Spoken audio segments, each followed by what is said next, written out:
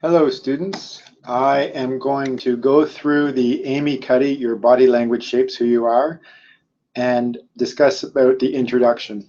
So I claimed that today the introduction was the whole first page, and so I'll go through the first page and try and explain myself and explain the different pieces that I see along the way. So in the introduction, we're looking for the title, which we have right here.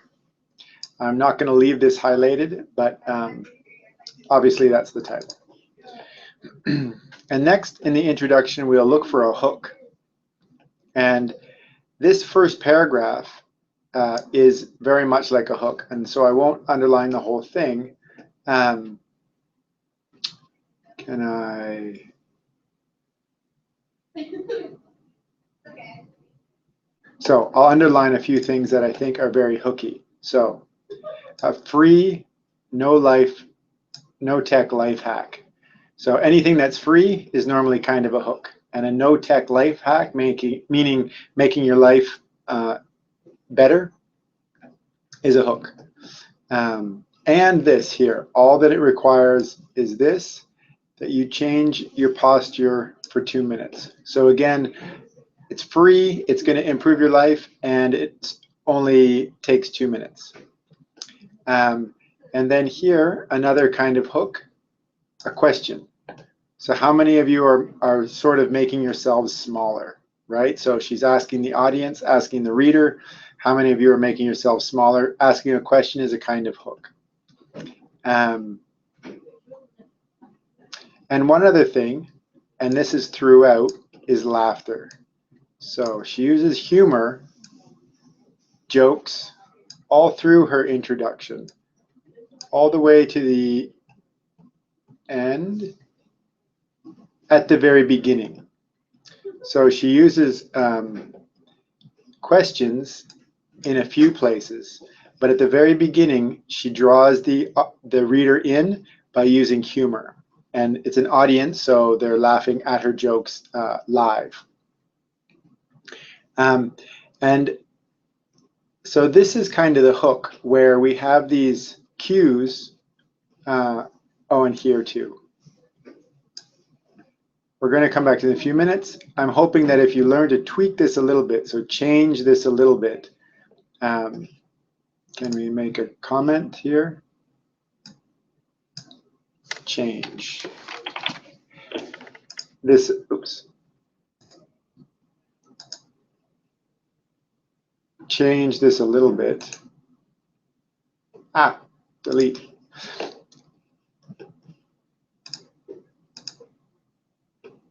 Oh no, delete, go small. There. If you learn to tweak this a little bit or change this a little bit, it could significantly change the way your life unfolds. So again, significantly. So this is how she draws people in.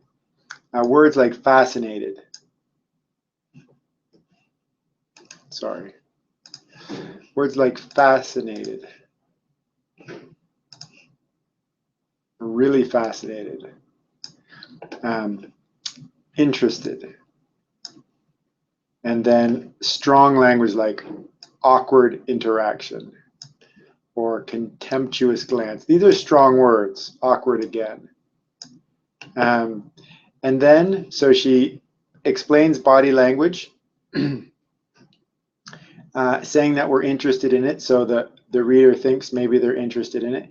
And then here, there's a joke. So we can't see it because we need to watch the video for the joke, but it's a joke about a handshake.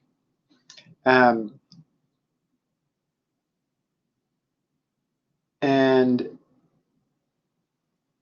right, yes. Okay, so it's a joke about a handshake. So all this here is a hook. It's the very beginning of her talk, and so it's very funny, communicative, impressive, and it's a hook. And then here, notice too, now the laughter stops, and here she defines what she's talking about. So she makes it a little clear. So the joke is about a handshake and how it can be funny. So obviously we think about nonverbal behavior or body language. We call it nonverbal as social scientists. It's language, so we think about communication. So here what she's talking about, nonverbal behavior, and it's kind of communication. So communication is between two people.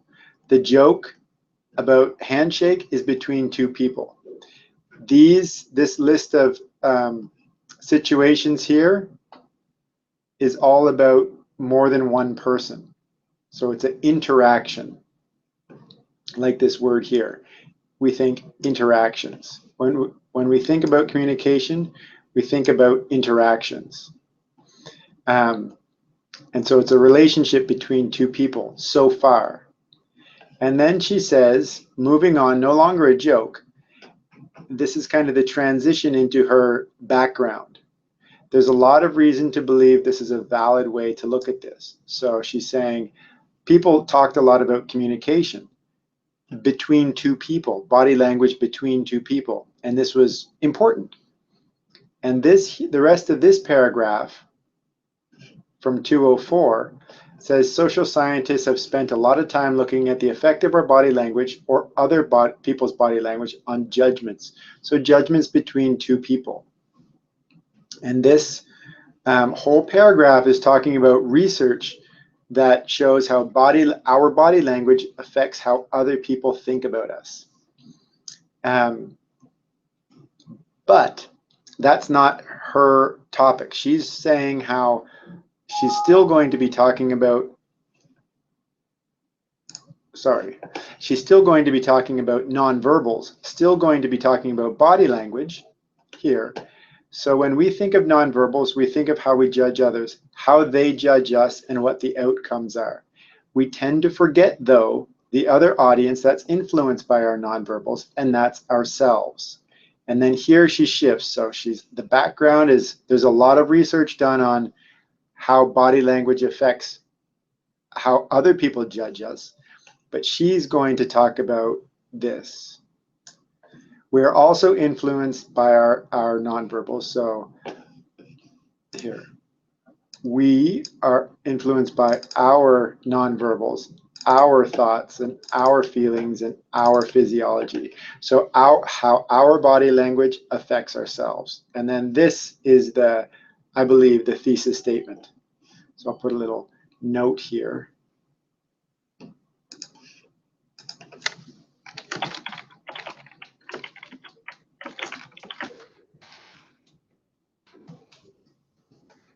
Thesis, I think. And well, we want our introduction to end with a thesis statement and then move on. She kind of gives a little more background about herself. So what nonverbals am I talking about? I'm a social psychologist. So a social psychologist is like a social scientist. So she says that she's part of this group, social scientists.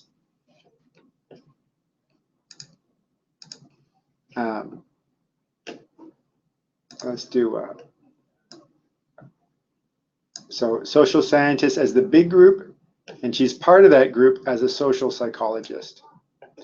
And she studies prejudice, and she teaches at a competitive business school. So it was inevitable, unavoidable, that she would become interested in power dynamics.